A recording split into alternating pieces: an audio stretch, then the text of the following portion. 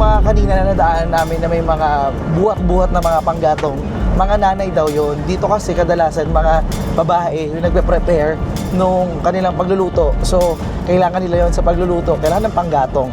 Ayun yung isa sa malalaking ibon dito. At tawag doon is Marapos stork.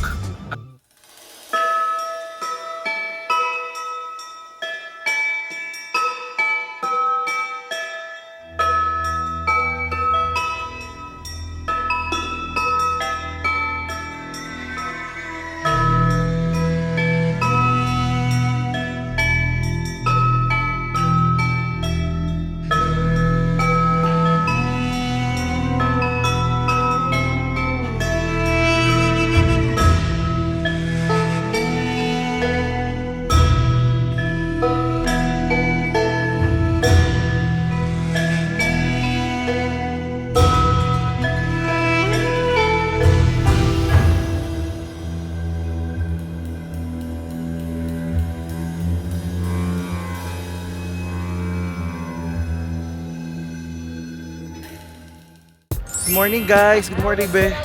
It's me Francis Candier. For today's video, pupunta na tayo ngayon sa Arba Minch para sa ating tour. Pero papunta doon, magda-taxi tayo. Parents ko lang minto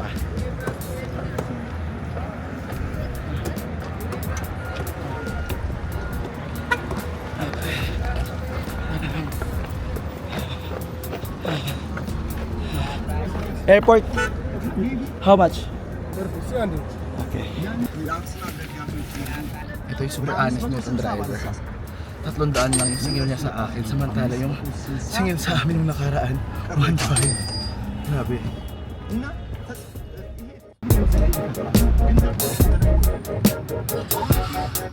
Supposedly yung flight natin is sa Jinka, pero backstory tayo, merong outbreak daw sa airport mismo ng Marburg virus. Yung deadly virus. So, nakasarado yung airport. So, lilipad tayo papunta sa ibang airport. Mga 5 hours pa ng additional ng sasakyan. And hindi nag-reply sa akin yung tour guide kung ano yung situation namin, kung susunduin niya ba ako, or I'll stay another night, or mag-DIY ba ako pumunta dun sa pick-up point. So we will see. Or willing naman ako magbayad ng extra dahil total pinagbabayad niya na agad ako ng extra $200. So mahal-mahal na itong tour na to be. Hanap mo yung biyahe ko papunta doon, dapat 2-3 minuto lang para inabot kami ng 20 minutos. Nakaka-lerler.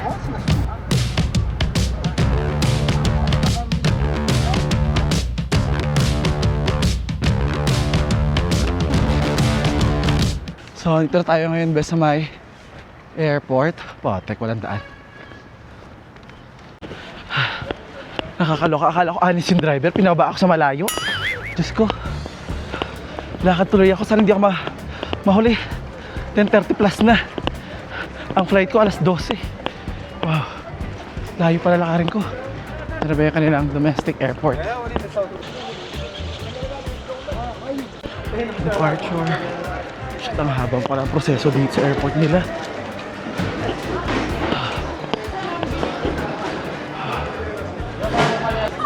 Naka-check-in ako be. Dito sa kanila iba, parang bawal punta doon sa pwesto ng gate mo. Andito ka lang muna sa parang holding area bago sa gate after ng x-ray. So ngayon nagbe-breakfast ako dito ng tinapay at saka kape.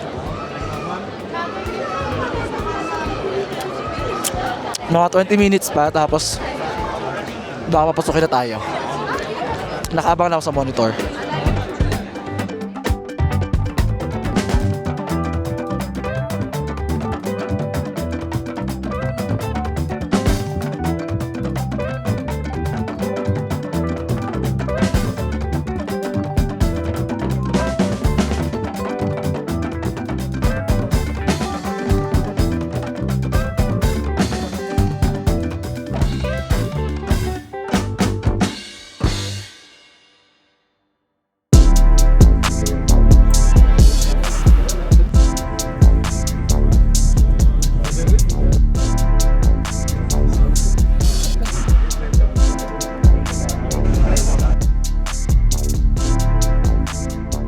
So, dito na tayo ngayon guys. Pasakay na tayo ng eroplanong sasakyan natin papunta ng Arba Beach.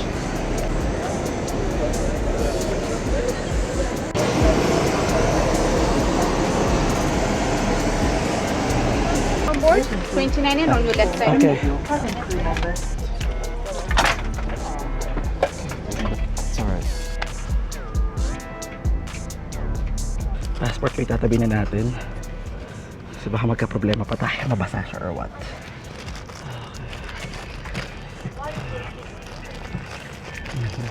At mula sa Addis Ababa, lilipad tayo papuntang Arba Beach na isa sa gates papuntang Omo Valley. Ang Omo Valley ay matatagpuan sa south ng Ethiopia. Malapit na to sa border ng Sudan at ng Kenya. Dito naninirahan ang ilan sa mga kilalang tribes ng Omo Valley na namumuhay sa sinaunang uri ng pamamaraan ng pagpapastol, pagsasaka at pangingisda, malayong malayo sa modernong teknolohiya ng maraming lugar.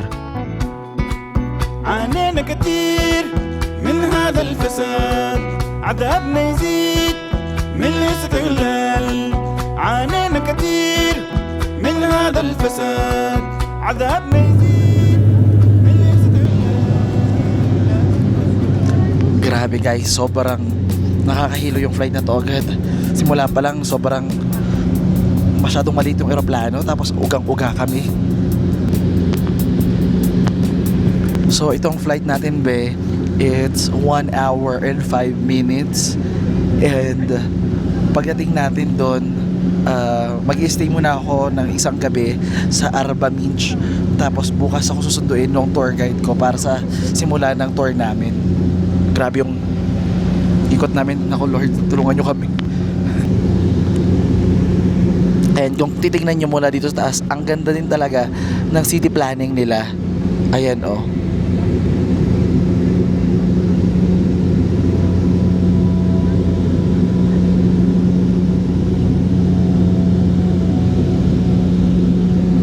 Wow.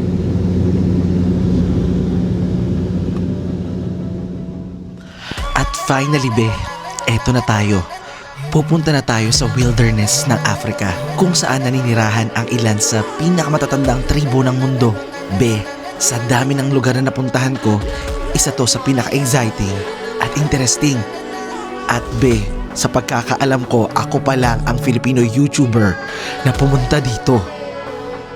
Kaya samahan niyo ako sa aking adventure dito.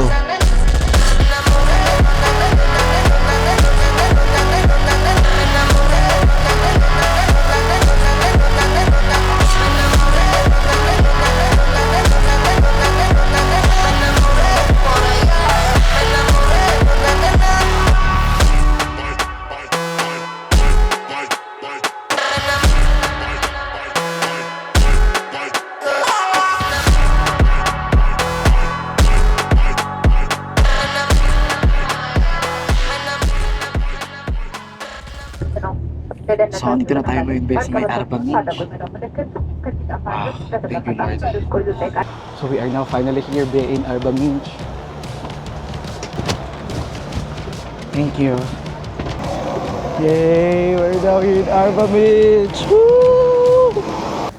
We could be selfish, spending summer nights on the rooftop. We could be living, staying up late until the moon drops. We could be gone winning all around the world, baby. Non-stop. We are now in Arba Beach and I'm so ready for our tour. Pero for today, pupunta muna ako sa hotel para magpahinga. And hopefully maging maayos ang lahat bukas. So dahil probinsya lang to maliit lang yung airport nila dito. Parang mga probinsya lang din sa atin. Hindi ko pa alam anong laman ng airport nila. Kailangan ko ng extra cash. Dahil yung pera ko dito, I don't think this is enough. Okay. Ito na guys yung carousel nila. Pero wala naman akong gamit dyan.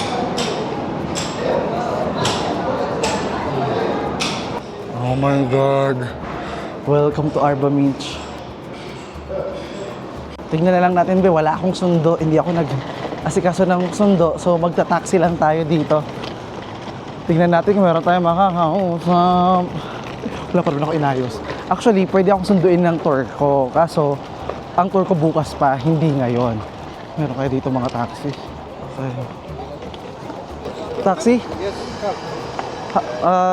Where go? Mora. You know this one? This address. Where you go? Where? This. Tell me the area. Wait, I will just cancel this. Okay, okay. You know Daros International? Okay. Doon, Daros. Oh. Daros no? Daros. Okay, come. So, nag-book na lang ako ng ibang hotel bed dahil hindi rin mahanap yung unang hotel na pinagbukan ko. Oh, tuk-tuk. Yeah, tuk-tuk. Okay, okay. So you pay 1,000 per okay? Okay. Eshi vlog. Ndati check check. Not 800? Uh-huh. 800? No, 1,000. You are going to Allo, okay? Okay, okay. Ano ba yan? Allo, no. Dito sa probinsya may mga tuk-tuk, pero sa city wala silang mga tuk-tuk. So, okay na to, be. Kumbaga sa pera natin, mga sa 300. Pero malapit lang naman talaga actually, pero okay na lang din.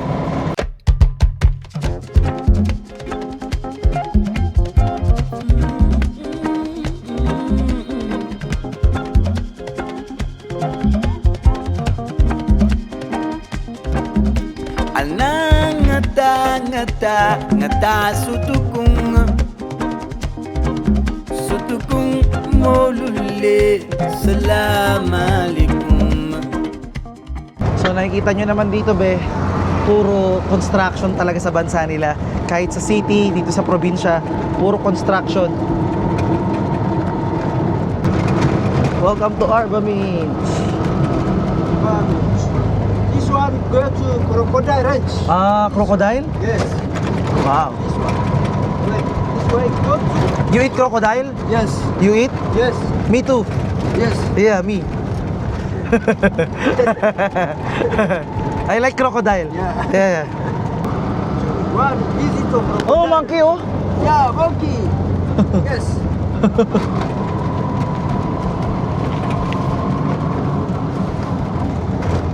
Dito pa lang guys, ang dami ng mga hayop. That's why too much banana. Too much monkey. Do you eat monkey here? Yes. Monkey? You eat? Ha? Monkey? Monkey. Ha?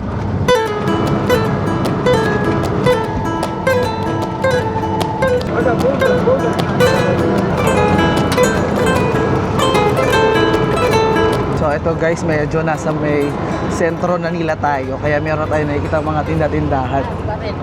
Hello. Hello, how are you? How are you? Good. Where you from? Philippines. Oh, nice country. Thank How are you. you? I'm good. Which hotel you want to go? Daros? Na? Daros. Yeah, yeah. Daros. I work Daros. Okay. Okay. Yeah, Daros. Yeah. And how are you? I'm good. Your name? Francis. Oh, nice. Ashu. You're Ashu? Yeah. Like this. Yeah. One, Yeah. 2, 3. And how many days you stay here? Just 3 days. Omo Valley. I'm a worker. My company is Omo Valley. Oh, wow. Yeah. Nice. I give the service, everything. I have a tour already. From where? I forget the name. Caliomo Valley Tours. You pay already? Yes. Tomorrow is stay here or with him? No. Tomorrow, start tour. Also, I'm with the tour organist. Aha. I'm a tour company. Okay. Yeah, I want my home here. Okay. Okay, see you. See ya. The Thank night, you. maybe night we meet there. Okay. City. We will see. Maybe city. Maybe we'll see each other. Each other. Yeah. What's your name? Meet you. Miju. Write my number. Right, Leila. The madam and the night girl if you want. Madam number. I don't have SIM here. Other WhatsApp, phone. Yeah, WhatsApp, okay. I'll message you in WhatsApp. Okay. WhatsApp. And Okay. if you want the city tour, Okay. you go. I message you. And come Okay. there. And come there. Yes, bro. See you. Okay, see And you. the night city tour. I'll message you. Yeah, message me. I'll come there.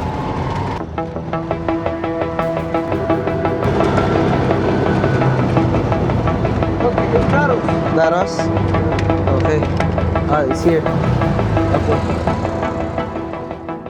Okay. Too heavy. Bye. Bye-bye, Ama sa Ganala. Bye-bye. So, andito tayo guys sa e-stayan ko. Tara, mag-check-in na tayo.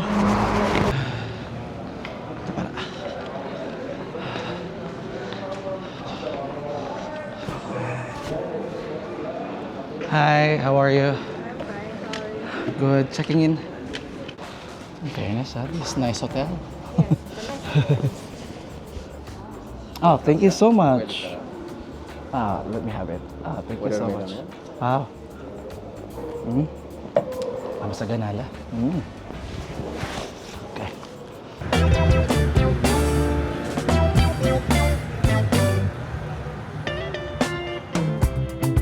So, andito na tayo ngayon sa loob ng aking hotel room for today.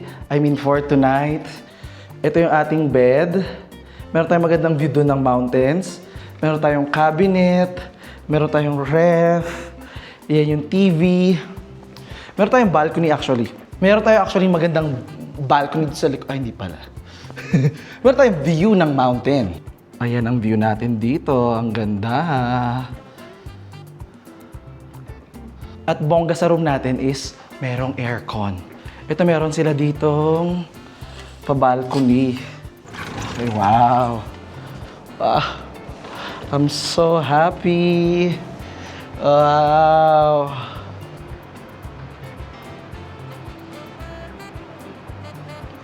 Itong hotel room natin is nagkakahalaga to ng sa dollars, parang $45. Okay na, at least maganda na siya, be. Malaki yung ating banyo. Mukhang may heater naman sila dito. Maganda, in fairness. Shala, oh. Shala. In fairness, maganda naman talaga yung mga hotel dito. Kasi syempre, nakatsikahan ko yung ibang mga turista like si Phil at saka yung ibang mga locals. Pero turista sila dito. Sabi nila, magaganda talaga ang mga hotel dito. سلامات سلامات سلام سلامات مدينة بيع سلامات مدينة وين سلامات مدينة رول سلامات مدينة توريد سلامات مدينة مركال سلامات. So ayan be, dumating na yung pagkain ko. It's more of my first proper meal for today kasi ang kinain ko lang kanina talaga sa biyahe ko papunta dito is yung kumain na pala ako ng umaga ng tinapay at saka ng sandwich sa flight. Pero gutom talaga ako. Tsaka sumakit yung ulo ko sa biyahe dahil sobrang mauga talaga. Grabe, grabe. Thank you, Lord. So, dito na ako sa hotel. Itong pagkain na in-order ko, dito sa restaurant. Ito, masarap siya. Nagustuhan ko to. Tawag dito sa kanila is fish goulash. Na siguro, I would say parang sweet and sour natin. Tapos masarap siyang tilapia. Sarap.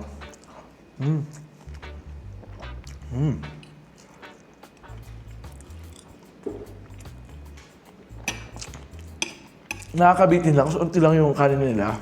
Pero, ayan, bumili ako ng French toast. Kape. Yung kape nila may libreng tinapay, in fairness. Bongga. Actually, coming here, medyo kabado ako. Kasi yung tour guide ko, hindi siya nag-reply 2 days.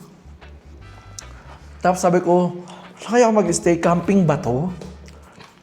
Yung dala kong sarili kong kumot. Kasi sabi ko, baka matulog kami sa kung saan lang, di ba? Bakit tent lang kami ganyan? Tapos sabi niya sa akin, ngayon siya nag-reply na, sabi niya, matutulog naman tayo sa Eco Lodge around the area ng mga tribes. Pero may kuryente. So, ang isang concern ko, sabi ko, kung magka-camping tayo, baka walang electricity. Di ba? Paano ako makakapag-vlog? So, meron naman daw. Alam mo yung lasa na ito? Ayun, tumitsura niya. Parang siyang yung isda, hiniwa na maliit, prinito. Tapos ginisa sa may baka tomato paste. Sarap eh. Sarap.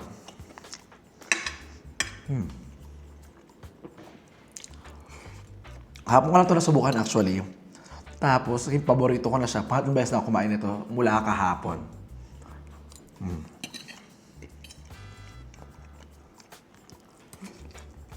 Sobrang bitin.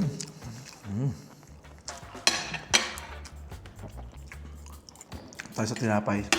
Mantikilya ba to o honey? Honey.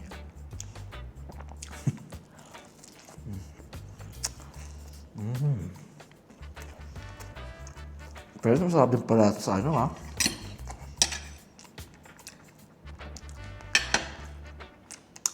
Nung pumunta ako dito be, sa Ethiopia, ang fear ko lang, baka mangayat si Francis. Hindi naman be. Parang di naman nangayayat.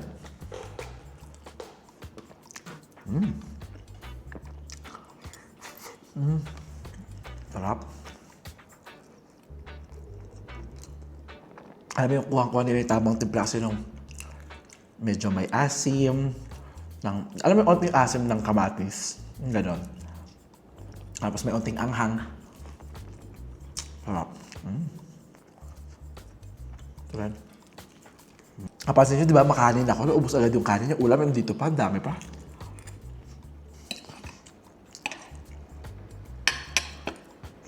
Coffee tayo, guys. Sarap. Ang ganda lang ng view na ito ng breakfast ka. Tapos yung view mo is yung bundok sa labas. Ang ganda. Sama ko itong pagkain ko to. Ito na rin yung dinner ko eh. I think. O sabi. Enjoy ko itong pagkain ko dito ha.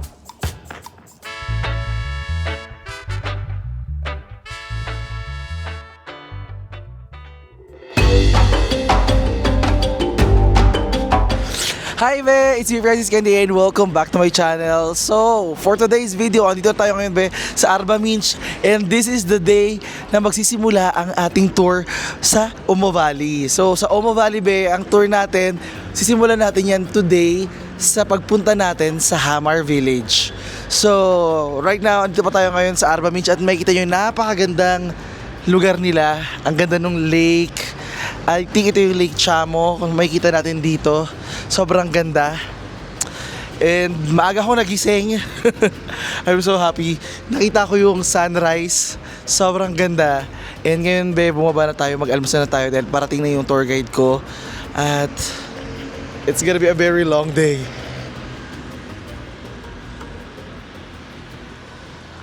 So let's eat muna be, kain tayo. Meron akong bunay. Itong itlog, babaon ko yan.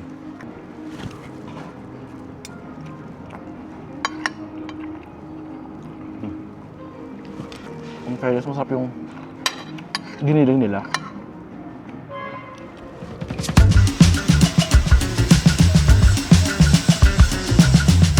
So guys, tapos na ako mag-almusal and now andito na tayo ngayon sa service. Kasama yung ating tour guide, this Kali, and our driver. So, ito na ang simula ng ating tour. Let's do this.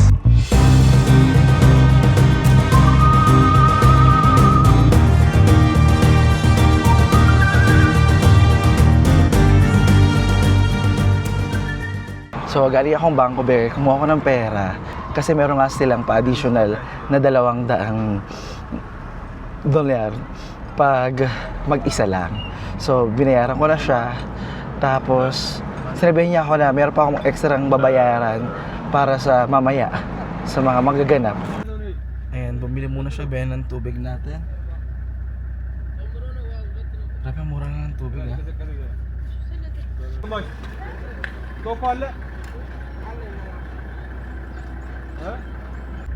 So, for today's video, Ben, mahaba-habang biyahe to. Ang biyahe namin ay aabot ng 5 hours. So medyo matagal-tagal tong ating biyahe. Pero I mean, tanggap ko naman yun. Alam ko naman sa tour talaga may mga ganun. Maski sa tour namin sa Pakistan, di ba, may mga mahabang oras ng biyahe. So pag ganito, bubusugin na lang natin yung mata natin sa mga makikita natin. Pero may tendency kasi ako na makatulog. Ayun yung kalaban ko. Mag-enjoy ako nito sa biyahe at matutulog talaga ako.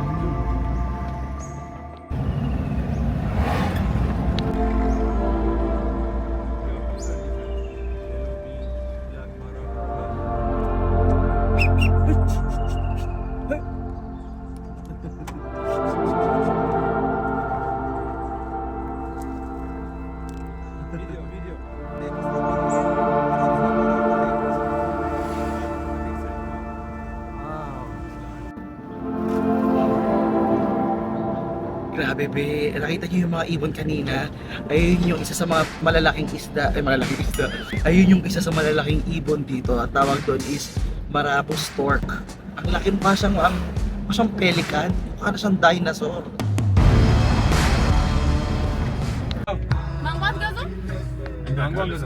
So ito guys, bibili muna ata kami dito ng mga prutas oh. Mango at gazo? Mango at gazo? How much is the banana? Fernali. Mango at gazo? Eh? It's also cheap in my country. Yeah. So ayun guys, bumili muna kami ito ng banana.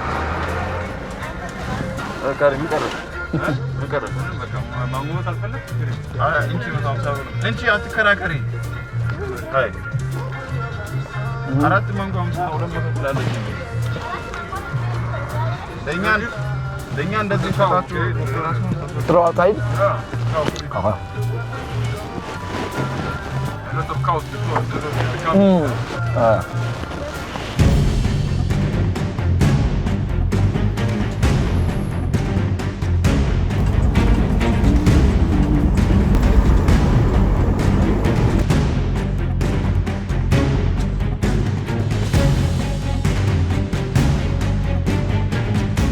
Be, para magkaroon kayo ng idea kung gaano kalaki yung bansa nila, ang Ethiopia be ay merong size ng 3 Pilipinas. Ganon sila kalaki. What do people speak here? Amharic also? Here Amharic also? Or International language. And They have their own language. okay, okay. All tribes their own language. More than 84 Wow. in Ethiopia. Wow. In the Omo Valley, only like in the Omo Valley tribe, Ah. more than 20 different tribes. Aha. Language. Wow. Around in the south, more than 50. Almost 54 in the south part. Itong mga dinadaanan natin be ay community na parte na rin ng mga tribes. Pero ang explore natin dito sa kanila ay yung mga taong nanatili sa sinaunang paraan na kanilang pamumuhay. Sila yung mga namili na mamuhay ng tradisyonal malayo sa kinikilala nating modernong buhay. Karamihan sa mga tao dito be, nabubuhay sila sa pag-agrikultura at pag-aalaga ng hayop. And dito nga be sa area na to be, ang sukatan ng yaman dito minsan is yung gaano karaming hayop ang alaga mo, gaano karaming baka, gaano karaming kambing. Doon ang sukatan ng yaman dito. Ayan guys, lumipad na yung vulture. Merong yung lumilipad na yun, it's an African vulture. And dito guys, hintuan natin tong patay na oh my god, crocodile nga patay nga. Ang baho. Baho.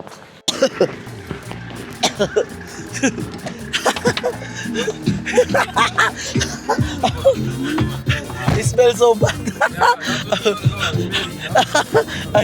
I was approaching like, but yeah, it's nice to see a dead crocodile.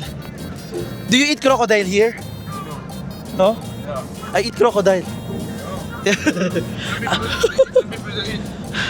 I eat But people they work in the crocodile farm. farm. Okay. I already eat crocodile, I eat cobra, I eat tarantula, scorpion. African soon, African. Just kidding. This acacia tree, why they hang on the acacia tree? To keep safe from the animals. And also the bees, they like this flower. They have acacia flower, you know. So we have a special animal. It's called honey butcher. He eat honeys. He's a What? big animal. He eat honey. He go to the cave and eat honey, you know. So they protect. That's why they hang like this. So ito guys, ito yung kanila ditong mga ito yung puno ng akasya nila, and nakalagay dyan yung mga beehives para meron silang makuhang honey. And paborito daw ng mga bee dito itong puno na ito dahil masarap ata yung bulaklak. So they make from bamboo. Bamboo and grass. You see bamboo, weaving bamboo, and some grass, mostly from bamboo. And the birds also, you see how they make The nest, similar, yes, the you nest. know? Yeah. Like similar, they hang it. Ito guys, so tingnan nyo yung kanilang mga Think why pugad. the birds they make Why they make this? Because the bird also to protect them from animal. There is special cats. Certain cat. The honey butcher also eat birds, but mostly for honey and something, you know. Okay. But the birds also they make like them, you know. You see? Similar, So- protecting. Yeah. Animals they can on the tree. They walk on the tree, but they can't.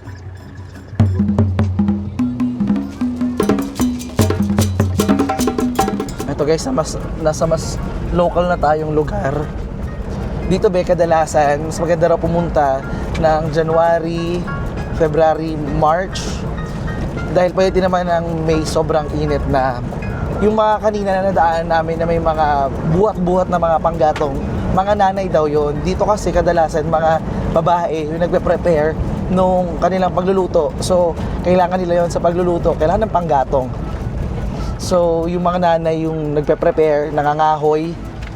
Hindi tulad sa atin na parang ang pangangahoy at ang paggawa ng panggatong is panlalaki. Dito sa kanila, pang babae daw yun.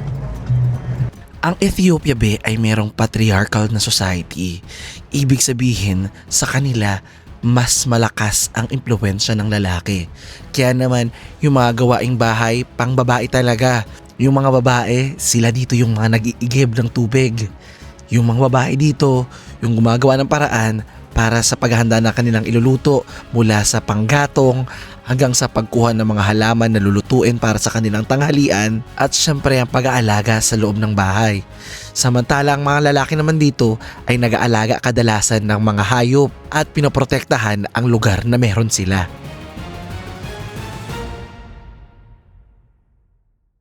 Hindi ako sure, pero parang tuba-tuba itong mga halaman nila dito. Ito naman ba yung tinatawag nilang chat dito? Isa itong halaman be na karaniwang ninunguya dito sa Ethiopia at iba pang bansa sa East Africa at sa Middle East. Ito be ay isang stimulant na parang amphetamine na gamot sa may ADHD na parang Adderall ganon, na ang epekto ay magiging alert ka, mawawala yung antok mo, mas tataas yung focus mo at minsan magiging mas madaldal ka. Kumbaga be, ito rin yung parang kape or yosi na gigisingin yung diwa mo.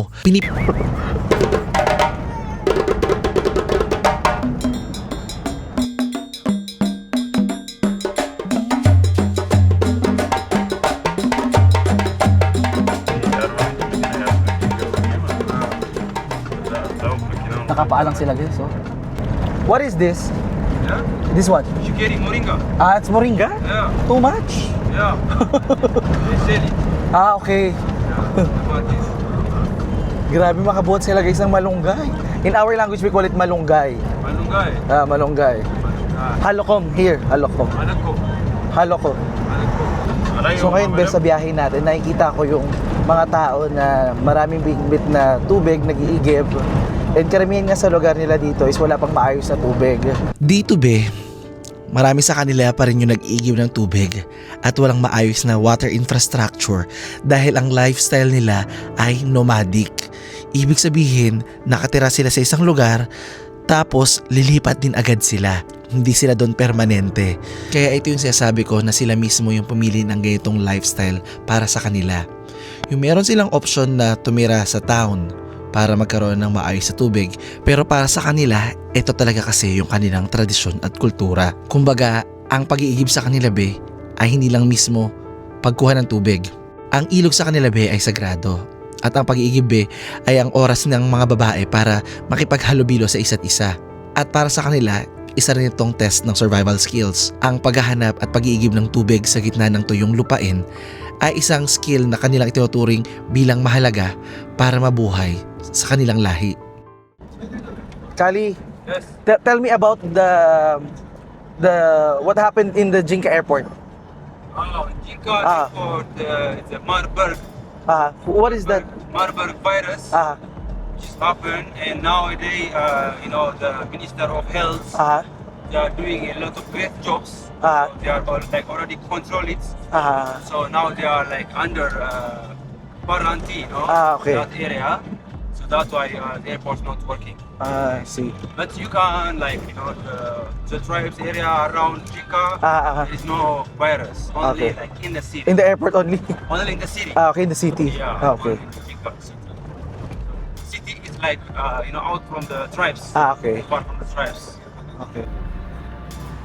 Oh. لو زعلني. Dito be sa kanila kadalasan, kung napansin nyo, babae yung mga nag-iigib din ng tubig. Kasi yung pag-iigib ng tubig is pangbahay daw at yung mga ganong chores is nakaatang sa mga babae. Samantalang yung mga lalaki naman, sa kanila yung mga farming, pag-aalaga ng mga hayop, at yung iba pang mas mga mabibigat na gawain. At yung iba pang mas mabibigat na gawain para sa lalaki. So yung mga babae dito, pag nag-iigib sila, kilo-kilometro yung kanilang nilalakad para magkaroon sila ng tubig. And yun yung mahirap dito, lalo na pag nagsisimula ng uminit at natutuyo na rin yung mga ilog-ilog, hinihintay na lang nila is yung ulan. Wife depend on how much you have the cattle. You know, the man can Even not Muslim? not Muslim, the tribe people. The tribe people? Yeah, can Okay. marry 3-4 wives. Wow. Possible, but for the woman, not possible. Okay. Woman only one husband. Ah, Possible to marry. You understand? Yes, yes. The man country, man are the boss here. So the woman take care, like cooking. Aha. Huh? How about you? How many wives do you have? Me? Ah, Me, I have one girlfriend. Yeah. how many wives do you want? Do you want 3 also? No, one wife. Okay, okay. One wife. Difficult. Yeah. Expensive. Here, there's not much of school, right? Yeah. So, some kids here are not going to school because there's no school. Yeah. And- Like Aha. also very far the school. Maybe one school, so they need to walk 40 kilometers. 40 kilometers. Yeah. Wow. Me, when I was young, I walked 3 kilometers. It's really far already. Yeah, here a lot they walk because one school in one for many village Ah. middle. Because of we have not a lot of money to make that all school, you know. Aha. So we have one school maybe in one area and from many village for 10 village coming from far and far. That, So, not everyone here can write and read. no. Only Not like- even Amharic? even no Amharic, nothing. Ah. Like 30% they know. Okay. 100% from Ethiopia, Ah. all, like from 100 million. Aha. You know? Wow. So the others they are not educated. So, the kids are just helping the family. Yeah, here even one wife, the first wife, Aha. she helped, she begged the other to marry another wife for the husband. So she asks, she begs. Yeah. Oh, wow. Beg, please marry another wife. Wow. Because she is very tired of work. Aha. She can go alone to bring water, Aha. 30 miles, like 20 kilometers every day. She need to bring wood to cook. Aha. A lot of work for her. So she said, please marry another wife, and she helped me. Understand? Wow. Yes, So yes. like that, for the baby also the same. When they make More wife, more babies. yeah, to expand his wealthy and Uh-huh. otherwise he will keep in the poor, Aha. So he make to want to make many. How many cattle is considered rich? For marriage. Yes. Or in here. Like, they're rich because they have how many cattle? No, mostly not counted. Okay. Like there are plenty of cattle. Aha. A lot. I think more than like 500. Wow, that's really rich. Yeah. A lot. Oh. Yeah, like that. Because Wow. they become like elder of the village. Aha. When you have a lot of cattle, Uh-huh. you are respected. Aha. And even you are the one who give judgments, Aha. because The final decision is the elderly. You don't need corruption. Okay. When you are poor, you want corruption. Aha. But when you have a lot of countries, which is you are free, so you don't need corruption, you do good. So even they become like elders in the village. They can marry also a lot. What age do people get married here in the tribes? No, mostly depends. The girls very early. Like Really, like when they are 16, 16, 17. Yeah, they get married. And for boys? Even the boys, depend on how much you have the wealth. If you have the cattle, Aha. condition you start to marry after 20 something. Okay. So mostly like they don't know also their age here. Because they're Oh. born in the village. Aha. They don't know their age. Here in the the one who born in the hospital, which Uh-huh. is very close to the city. Aha. The one they live in the remote areas, Uh, I don't know. No idea. No idea of the age. No idea of the age. And how many children usually in each family? Like 3 wives. Like And then how many children? from one wife, minimum 4 or 5. Wow. Minimum. Wow. Minimum from one wife. They make a lot of babies. A lot of babies. Yeah, man. So all babies, they take care of his goats, Aha. his cousins. Take care of... He find work for the kids when they grow up. Wow. He find the works, so they work different kind of. So when they grow up, Aha. they start to live their own life also, you know. Ah. He gives some gifts for them, you know. The father gives some cattle. And then start your life. Yeah. Okay, I see.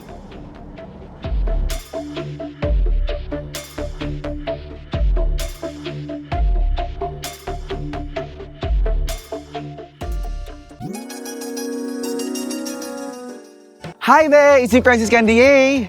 And Kay Toretto. Samahan nyo kami dahil magta-travel kami together ni Kay Toretto sa Pakistan. And we need joiners. No more planning and less hassle kasi kami na ang bahala sa itinerary nyo Kami nang bahala sa'yo. We know how to navigate and interact with the locals. and we are here to make it fun, memorable, and smooth for you. We designed this trip para sa mga gustong makasamang makatravel kami. At ma-explore at ma-experience ang beauty and culture ng Pakistan. Pwedeng sumama ang group of friends, solo travelers, lovers, or partners. Huy! Mag-message na dali at limited slots lang ang makakasama namin ni Francis Candier. Tara na! Travel with me, Francis Candier! And Kay Toretto, let's explore the magic of Pakistan.